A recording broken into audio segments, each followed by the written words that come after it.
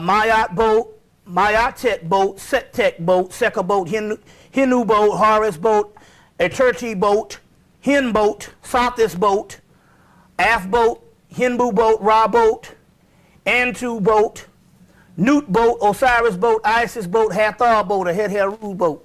Now, the preference and stuff is not that necessarily important whether you pronounce it by the Greek name or the Egyptian name, because what we want to reiterate now is that particular culture that you call Greek culture of the ancient world was a complete black culture.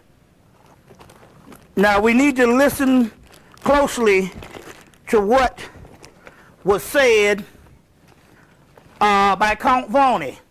If Count Varney said that the book Ruins of Empire, that said that we had to teach Europeans how to speak. So how in the devil, if they said we had to teach Europeans how to speak, how in the world could they come up out of the ice and produce a language like Latin and Greek, which even John Henry Clark said the Greek language is one of the most profound languages ever existed, right? Because it's a black language. So now there's new things that come out. There's a new book that's putting this stuff under, coming out of England, because we know the Black Athena thing that went down and that was spawned from your Stolen Legacy, George G.M. James, but Martin Bernal's Black Athena that went down at the turn of last decade, the turn of the late 80s, early 90s. And that whole debate, and later on the white folks trying to come back on it with putting out a little small book, a small book. What's the woman name? Mary Lefkewis, or whatever, you know, not out of Africa. Well, since then, there's a book that's coming out of Oxford called The East Face of Helicon.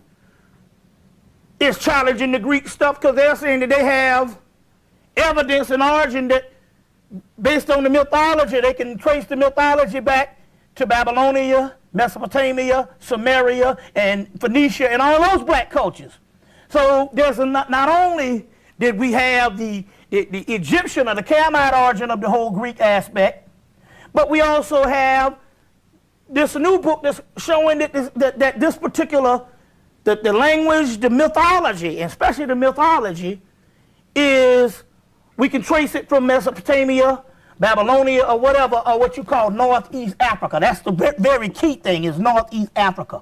Because we want to encapsulate this whole Iraqi thing that's going down. And you must understand history and the geographical locations on where we find ourselves in this map of geography at this particular time and why they are doing the things that they're doing.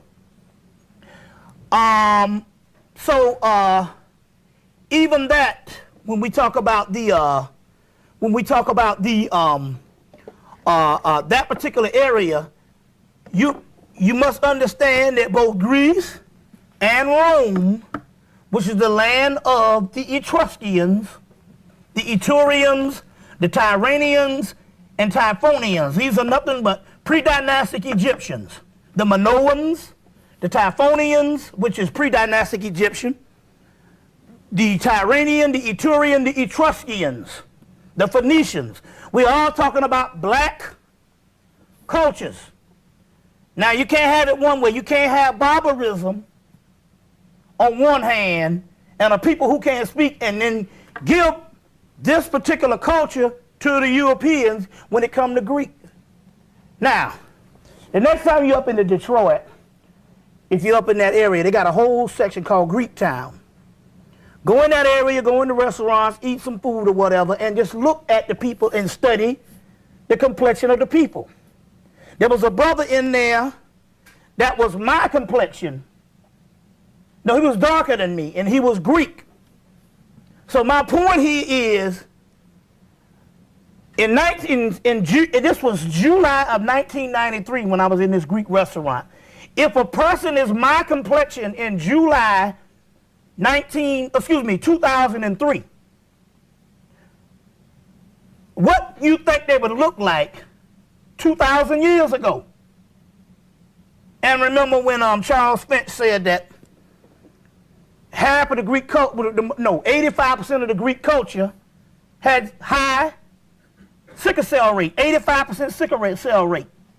You can only get that based on a melanin because the sickle cell is a melanated a melanin entity, an attribute, which is very interesting. You didn't bring your tarot cards, did you? Good. Because I want to pass one of those around and show people in a few minutes.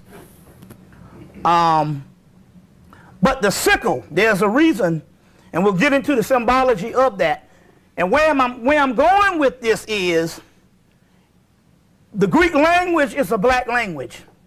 Latin is a black language. Any of these languages can only be of indigenous people.